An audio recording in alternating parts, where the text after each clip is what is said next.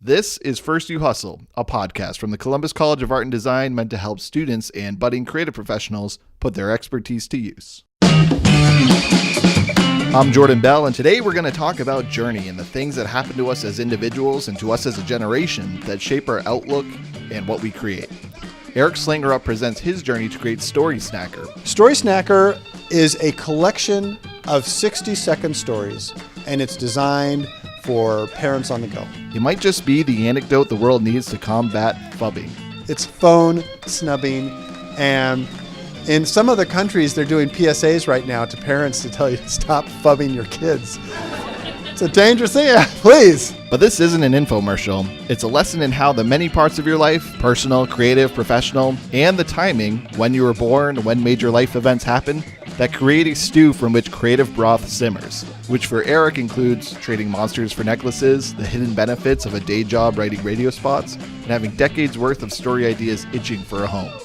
How it all comes together, and the audacity to just do it, might help give you a blueprint for seeing your own creative visions come to life sooner than you think. And we'll throw in some advice to help you get cooking. The first one is to be mindful of the creative ether. Point number 2, man, there's a democracy now in creativity because of technology that I just didn't have. You know how many people I had to get approval from for the app? 0! Third thing is I would consider embracing the iterative approach.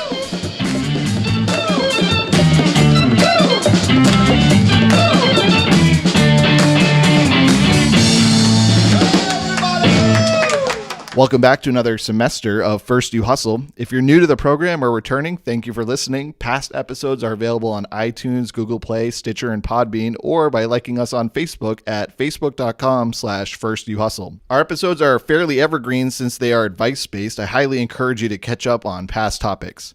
Today's episode is going to be a little different. You'll be hearing a recording of Erik Slangerup's presentation to CCAD illustration students, but this isn't an episode just for illustration students. The process and journey Erik takes us on applies to any craft, whether it's performance, art, design, you name it. So let's jump right in and join the conversation with Erik in Kinney Hall. My name's Erik Slangerup. Thanks for inviting me to come out. I'm going to tell you about some stuff that I made. In particular, one thing that I made recently called StorySnacker. It's an app that I've been thinking a lot lately about why we make what we make, like what brings us to do that. And I want to talk to you guys a little bit about that now. You're probably much more aware of like what you're making now than I was that age. I think most of you, if I understood correctly, mostly like illustration majors. Let me see, raise your hand. Like, oh, almost all of you. Okay, any animation majors? Oh, all illustration, okay, great. So I was telling the class yesterday, congratulations, you're more courageous than I am at that age, because I started as an art major and then I just chickened out. I just freaked out. I just didn't believe in myself that I could make a living at it, and I ran and did something else instead. And now, like decades later, I'm coming back to it. I think I could have. I think I was just too chicken. It was a different time back then, and I like to write and draw. I liked to draw at the time a little bit more, so I think, but I switched over to writing and made a career out of writing for the last several years. But deep down, I really wanted to draw too, so I started doing that. I'm going to share a couple things with you I've done recently, and we'll talk. So you're already braver than me that you're doing the thing you want to do. That's great. I want to talk a little bit about doing that thing that maybe you were made to do. Like each one of you has some experiences in your life different from anyone else's. Like I don't think you ever would have made StorySnacker in the same way I would have because of the experiences that I've had. And I think in the same way, you're going to make some stuff that I just can't even imagine. Like it's there's not just the art itself, but the vehicle in which the art lives. I think there are going to be some ways to do that may not even exist just yet that I think are kind of exciting. So here's a piece I just did this past year. I thought was kind of fun. And I do have I think I have 3 or 4 prints of it left. If you open your mouth today, if you ask a question, if you make a contribution to the conversation, this is a conversation. You get to pick a lovely print. I've got some others too, but I think this was the most popular yesterday because I think most of them taken, but I got a couple of this one left. This is a print from a Sharpie on canvas piece I did because I really like to work in Sharpie. That's 5 feet across by 4 feet high, and I did it on commission for the agency I worked for 18 years after we got article after article in Columbus about what a creative hub Columbus has become. Are you guys aware of that? You guys are probably aware of that, right? I think that's pretty cool. Like when I got here back in 2000 is when I moved here.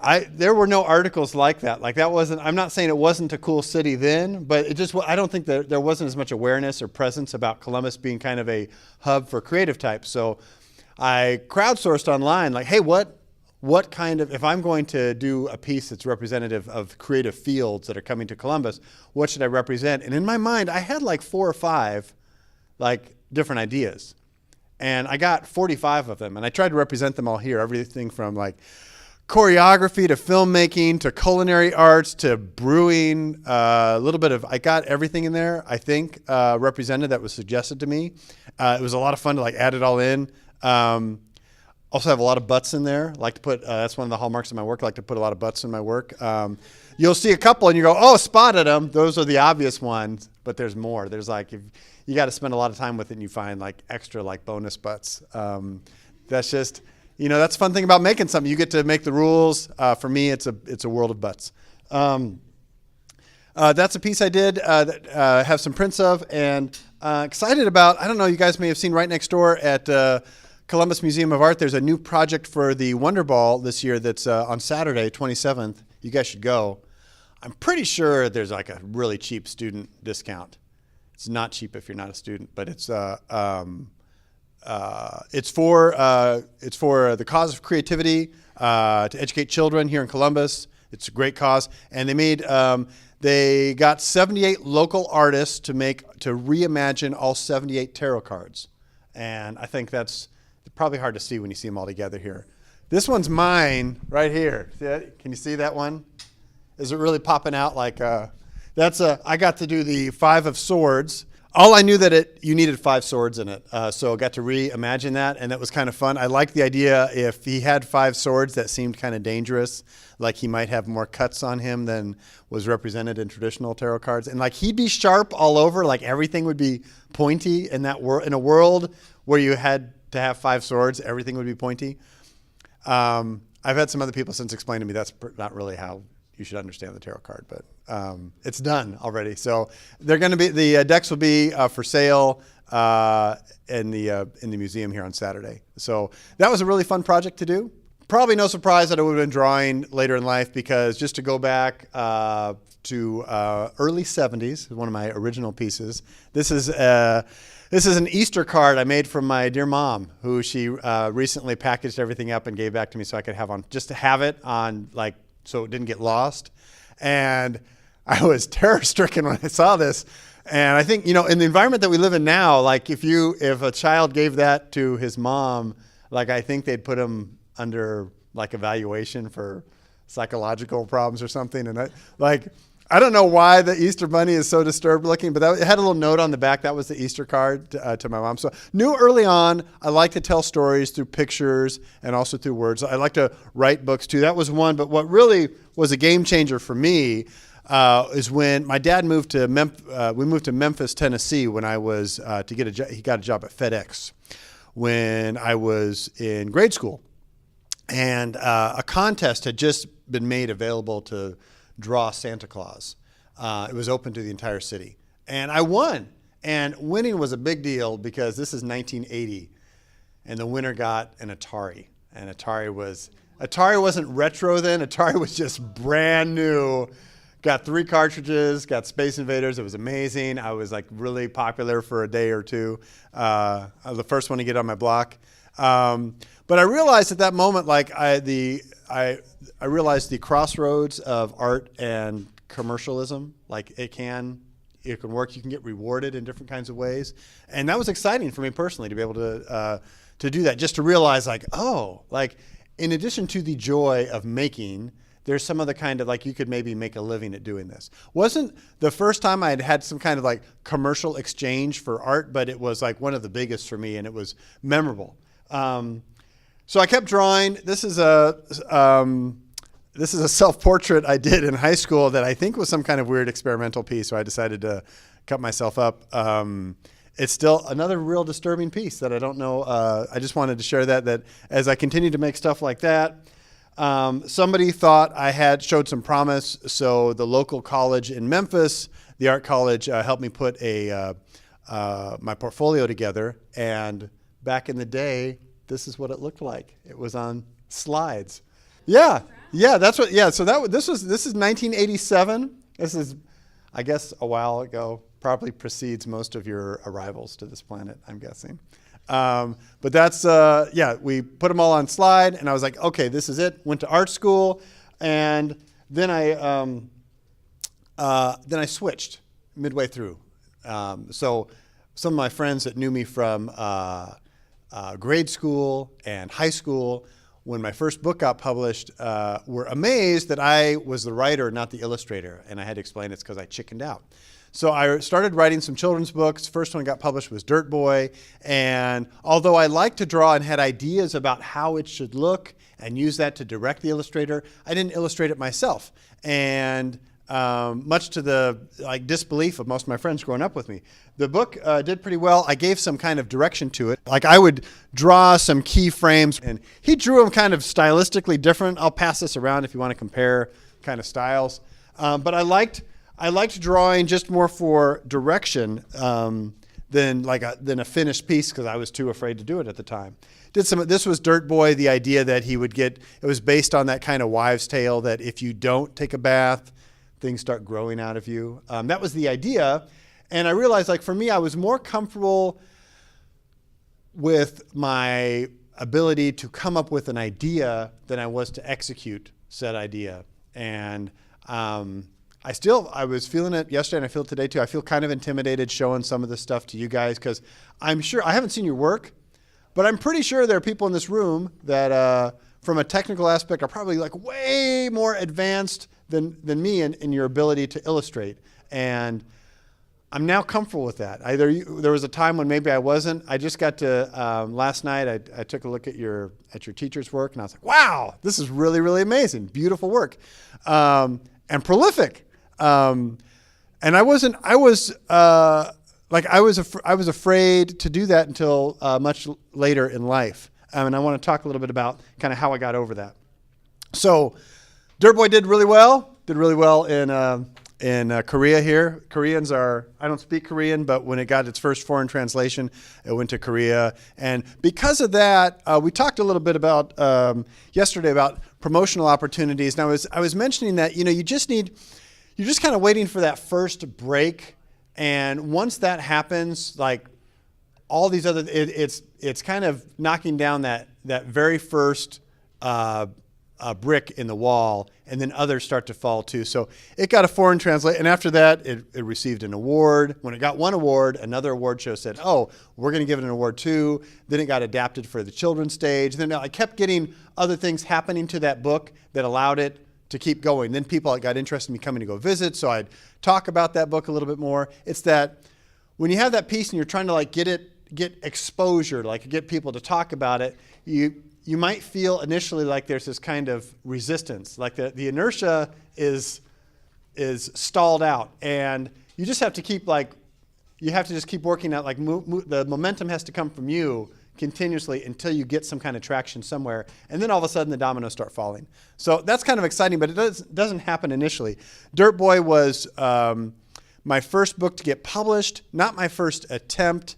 I collected dozens of rejection letters, and even after the person who liked Dirt Boy, the editor who was excited about it, basically made me rewrite the entire thing and made me cut it down to size. I cut a third of the words out of the original draft, and that's important because that was one of the factors that helped me create StorySnacker down the road. So made Monsterlicious was my second book. Santa and Me was my third. They did okay, not as well as Dirt Boy. Dirt Boy really, when I listen to artists sometimes in the music world talk about their sophomore album and what the pressure you feel for that if you do really well on your first one. I totally get that because it's really hard to duplicate. If you have really good success one time, it's hard to duplicate it in the same way that time. You just have to go back in your hole for a while and come back out and try something else. So while I was doing all that and while my publishing career was going okay, but wasn't quite feeding the bills, I got married and started making babies really early in life. I was your age and I was already a dad. And I needed to pay the bill. So I started doing advertising as well. And one of the things that I just want to did a lot of kinds of advertising, but I did radio spots. And radio spots are interesting because there's a very specific word count. You have to write things in 160 words or less because people just can't speak that many words at a normal pace in under a minute.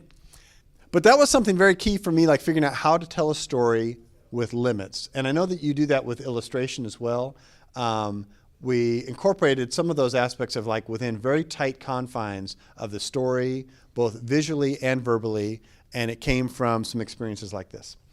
So then I made this thing called StorySnacker. Here's the app. We wanted to make the interface really easy, partly because like for somebody like me, like I'm old and technology isn't as intuitive for me as it might be for you because you're fluent in it in a way that I'll just never, like it's always gonna be kind of a second language for me, not a birth language.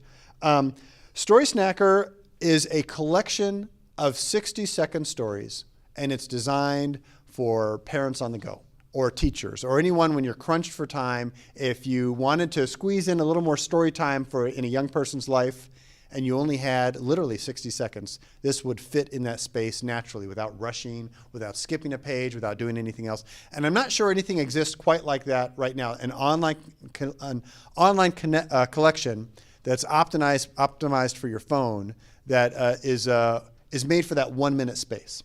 I'm really into onomatopoeia and sound effects. One of the things that I've learned through some research of reading like the science and the benefits of reading aloud to kids is that the more expressive and interactive you are, the more that experience is like a beneficial experience. There's this really cool kind of three-way this benefit that comes from three-way interaction between two human beings and a third object, like a piece of technology, something man-made. The people who first discovered this were the folks from Sesame Street, and I got to see one of them speak 2 years ago that when Sesame Street first came out, they're like, we'd like to take this new thing called television, this was the year I was born, 1969, and make it educational. And people are like, no, that's a terrible idea, it's dangerous, no. And they did some research, and that's why Sesame Street, even if you watch it now, the reboot, has anybody seen the reboot that HBO does, Sesame Street? Were you not watching that? It's actually really great.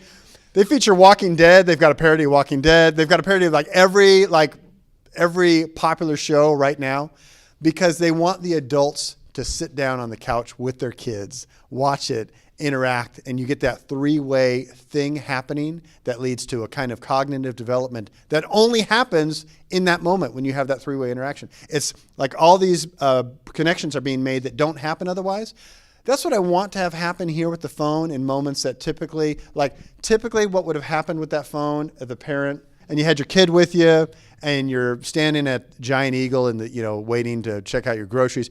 And you realize you have a minute or two before it's your turn.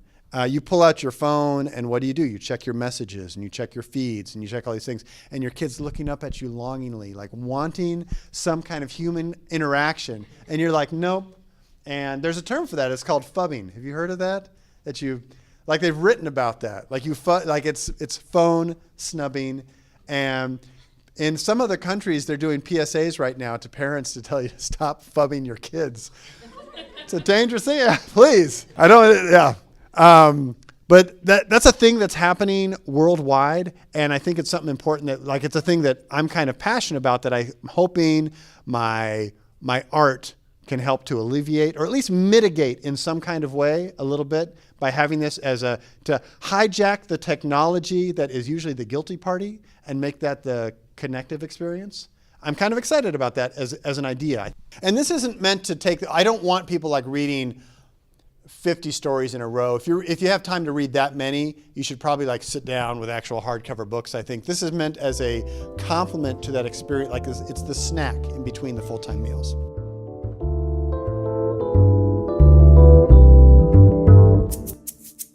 I want to go back first for a minute to what are some of the influences and how these might relate to you. So to do that, I want to talk about Moana. There's a mythos here about Moana that intrigues me about being chosen. If you're familiar with the story, the ocean chooses her.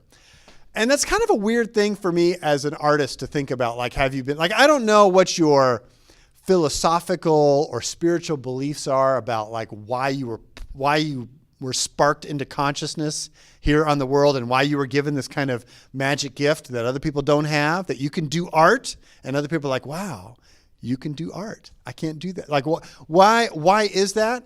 And I want to talk a little bit about this idea, this notion of being the chosen one. You are the chosen one. It's this thing that comes up over and over in storytelling. Like you see Harry Potter and Star Wars and anything else, and you see it in the Bible. Like you see it everywhere, this idea of being the chosen one. And I was thinking about how that relates to me and this last thing I made, like StorySnacker. Like, I don't want to get too self-important or mythical about it, but I think I used to think maybe it was kind of BS, but now I'm thinking maybe there's something to this idea of being chosen. Like, I know I get to choose. I do the choosing, but I think the universe did something in choosing what I could make or how it was going to be made. And I've got a little diagram that I think is going to make it very clear here that I kind of want to walk you through for a minute. All of these are key factors that I think without them would not have allowed StorySnacker to come into being. Like, I just want you to look at this and think about your timeline, your universe, how it's going to influence. Like, if you had to start writing down, and maybe it's even not a bad idea to jot down a couple of notes about, start thinking about the first 3, 5, 10, 20 most significant, pivotal events or things that have happened in your life. They might be personal for you. They might be trends happening in the world at large right now that are influencing your thinking and your work, what you're doing. For example, when I talked about drawing digitally, anybody else, have you ever done that? See, that would not have been my experience when I was your age because it didn't exist. So think about that for a minute. How does that influence your art? So let's back up for a minute. I was born way back when, Summer of Love, 1969. It's pre-internet. It's pre-cable. It's pre-cell phones, home computers, everything. Like anything part of that digital world, none of that existed back then. So for that, when we jump ahead to 2018, StorySnacker is this thing that I don't know if I would have been aware of a need for that had this stuff not been introduced into my life later in life as an adult, and particularly as a parent. So that happened.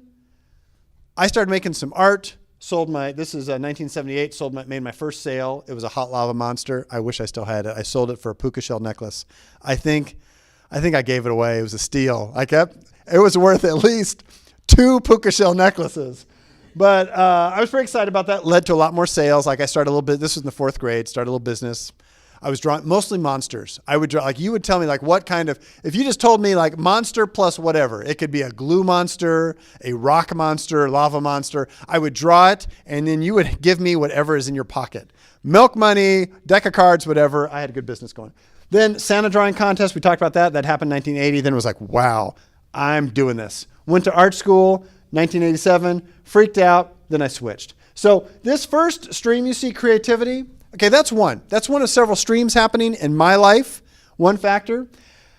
But then another one that happened is right here, tender age of 20, early 20-something. Anybody in their 20s here? A couple of you? Okay. I became a dad. I'm not sure how this happened, but I grew up in a very conservative religious culture where that's what you did. By that age, you need to start procreating. So that's what I did. Started procreating, became a dad. And that is so my first experience as a dad, I was still in college. It was hard being a dad in college, but not hard in the ways that it is now. So no cell phones, I think we had a home computer by then, but the way in which the role that played in my life was nothing like it is now. Okay. It wasn't a portal to the world like it is now. So 1993, I became a dad. And I'm going to contrast it a little bit with what happens later in life. So became a dad, started having a baby, then I have a second baby, then I have a third. I tell you, I like to make babies. I keep making babies. I have a total of 5 kids. And there's quite an age range between those 5. We'll get to that in a minute. And in between, I'm I got to make a living. So I start writing. I write radio spots, and I get really good at that. I love writing radio, and I truncate a story down to a 60-second space. Notice a similarity, a StorySnacker there? Truncate that down, and that was something kind of important that it's not a skill I would have sought out, but it was forced upon me. I'd write this script, this interactive script. I'd pick the actors and they'd start reading it. I'm like, could you talk a little faster? Could you talk a little faster? And finally I'd realize I have to cut down the wordage on that. And that was, I did that for several years and that was helpful. So advertising, it's another stream there in the mix. Started publishing books, published my first book, got the book deal in '99, and then had a second and third book. And writing, like writing children's books in that space, that became a factor as well. And then in '05, I was like, I'm getting dated. Like in advertising, I wasn't the youngest kid in the room anymore, and I was getting dated, and I didn't know, I couldn't speak digital in the same way that these young kids could. And I was like, I need to fix this or they're gonna like sweep me out the door. So like a friend of mine said, they have a new position to teach copywriting for new media, new and emerging media. I'm like, great, sign me up. I don't know anything about it, so I'm going to teach it. I tricked them. They thought I was an expert. I became an expert fast. So I started learning about new media. And if you remember this in '05, I just put a little timeline here. The first 3 years I taught, in '06, Twitter came. Like I was teaching new media before Twitter even existed. And then the iPhone came out in '07. Like it didn't even exist yet. This is not that long ago. Then apps, the first app was in market in '08. So that was like it was so tough doing a syllabus because like I had to like redo it every semester because there was something new. Like what was the new media? Well, it just came out. You couldn't teach from a textbook. You just had to make it up as you went along. So that was another stream. Like what's the latest thing? All these things are happening. And then in between here, tragedy, got divorced, all kinds of crises, really terrible, horrible things all through here. And then found love, got remarried, and guess what? We started having babies again. So I became a dad again in 2014, like with a baby. So I had this baby, and the first time I remember having this baby, I was like this young guy, and there were no cell phones. The second time, I'm like distracted by screens everywhere in my life, and I'm old, like I'm old dad now. And that moment was a moment I went, oh, like the spark went off. I need like I want to make this for me. I want to make this thing for me. All those things that happened, and then I had a fifth baby too. So I did, but at that moment, that what to me was the spark for StorySnacker. The next year, we funded it on Kickstarter. We were successful, and we thought we'd get it out in a year. I was drawing all the pictures on a Wacom tablet. It was really like painful to do that. I'm not left-handed. I'm here, like it's painful.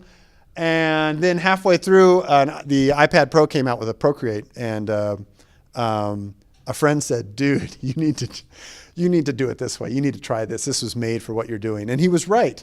So scrapped everything, delayed the launch for a year, started over, and StorySnacker came out. I'm telling that to you because I feel like all these experiences, like if I share some more stories with you in StorySnacker, the stories themselves, the illustrations, the writing, they're autobiographical, or at least they're inspired by things that happened in my life. I think people probably told you that all art is autobiographical in ways we either realize or we don't. When when my psych professor from college first got a copy of Dirt Boy, he saw these Freudian undertones in it that I wasn't even aware. But the Dirt Man, the giant's like this father figure that he kills and goes back to his mother. Like I wasn't even aware of that. And then same thing in StorySnacker. I've had some colleagues, some people, professors like in different industries. One philosopher that told me I had some, quote, deep existential shit in one of my stories that I didn't even realize. I'm like, that's right, I meant that. I totally meant for that kid story, that 1 minute kid story to be deep and existential. So that's autobiographical, but what I'm submitting to you today is that not only is what you might draw somehow a reflection of who you are and the sum total of your experiences, but also the framework or the vehicle that might take might also be autobiographical in some way, that it's going to mark where you are in the history of the universe at this moment. Like it's going to mark that. Apps did not exist before. I couldn't have made that earlier in life. Like I wouldn't have been something I could have made. That technology, in fact, only existed in the way that I'm creating it now a little over a year ago, like not that long ago. And that's the way in which I'm making it. So I am excited about that. For me, the issue at large is, can storytelling survive an age of continuous interruption? in our lives right now. It's the thing that makes us human and can it serve? That's an important thing to me. But for you, there's all these other things happening right now in your life. Like there's issues of gender and race and cultural identity that even a few years ago were not like top of mind that I think might influence your art. So I just want you to, didn't want to sound too preachy.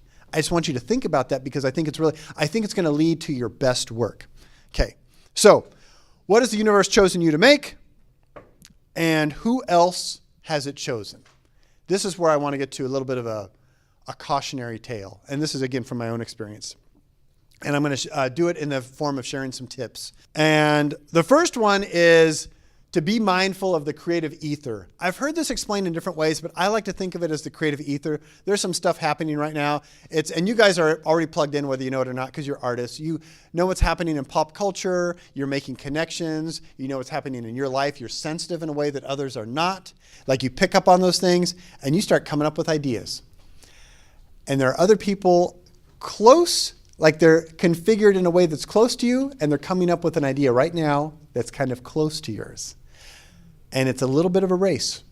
And I've won that race before many times, and I worked in advertising for years. I've won that race and I've lost that race. We developed this campaign just a year ago, put a lot of money into it. It was created around neon signs. And someone completely disconnected, like I don't know where that came from in my head, but this was in the pharmaceutical space, and another pharmaceutical company completely disconnected from us on the other, like different city, different category of disease, everything. Neon sign campaign. It looks like if you hold them up, they look really, really, really close. In some ways, theirs might even look better than what we had. But we had to stop it.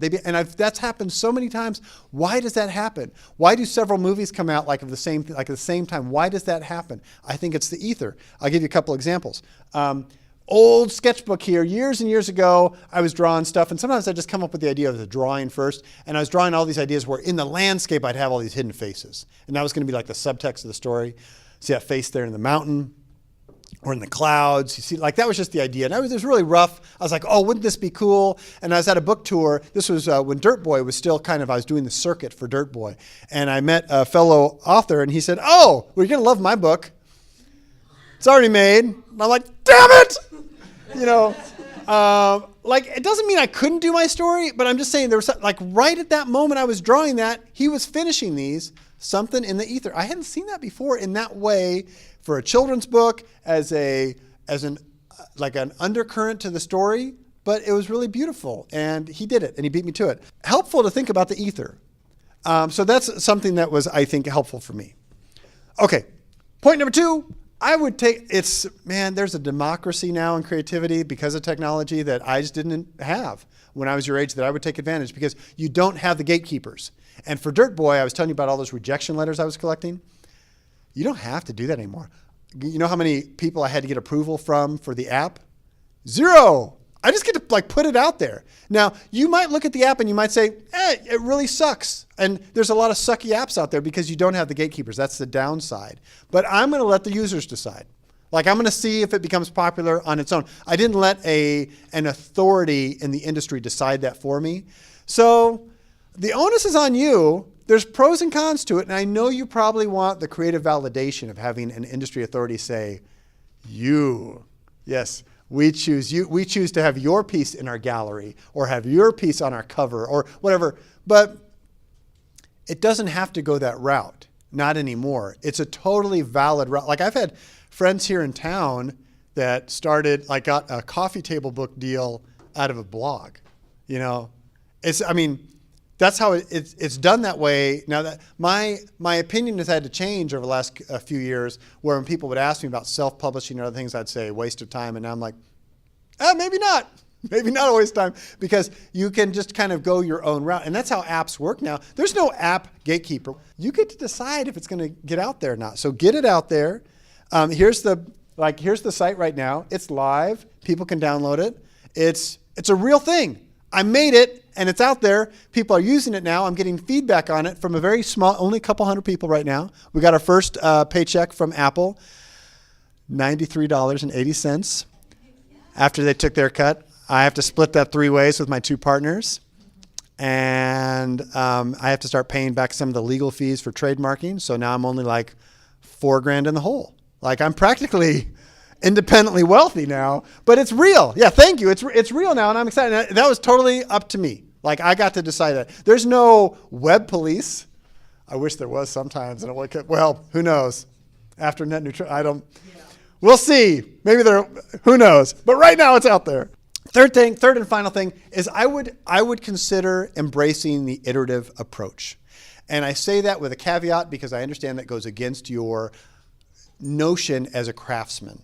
I mean, as a craftsman, you want it to be perfect, and then you want to unveil it to the world. And I just think in this day and age, it might be worth considering in some aspects saying it's perfect enough and get it out there. Just worth consideration. I'm not saying give up on your perfectionism, give up on your give up on your vision. I'm just saying maybe like I know right now, when I look at the Pizza Pirate, which is the very first story that I did, I kind of liked how that illustration turned out, but I didn't even know that I could change the thickness of the pen. So you notice this drawing's a little bit different. And right now, I might redo this one at some point.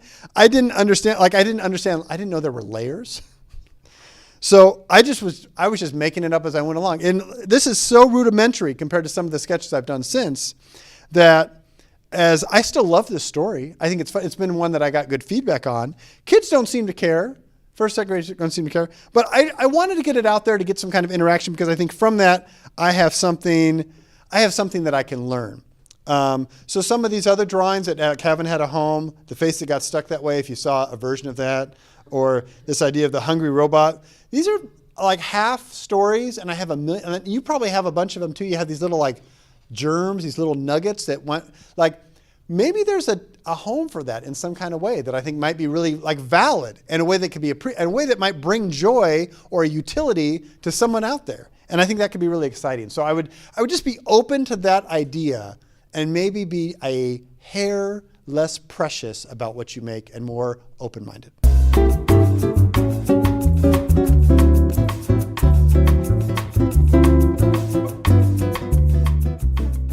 StorySnacker is currently available for download from the Apple Store. It's suggested for kids aged 2 to 8, and pediatricians do not recommend screen time for newborns or anyone under the age of 2. So if you or a friend are checking it out, just make sure it's appropriate for your child. Erik currently plans to do as many stories for the app as he can, with a goal for 100, but admits he might get tapped out sooner. And then after 100, some way, somehow, he'd like to open up the app to include other storytellers and illustrators. So maybe you? What started as a way to get ideas out of his head and into the ether became an antidote to phubbing, a new word I just learned that's really hard to pronounce, and potentially in the future, a new marketplace for future authors. Thanks for joining us, and we'll see you next time on First You Hustle. Take care.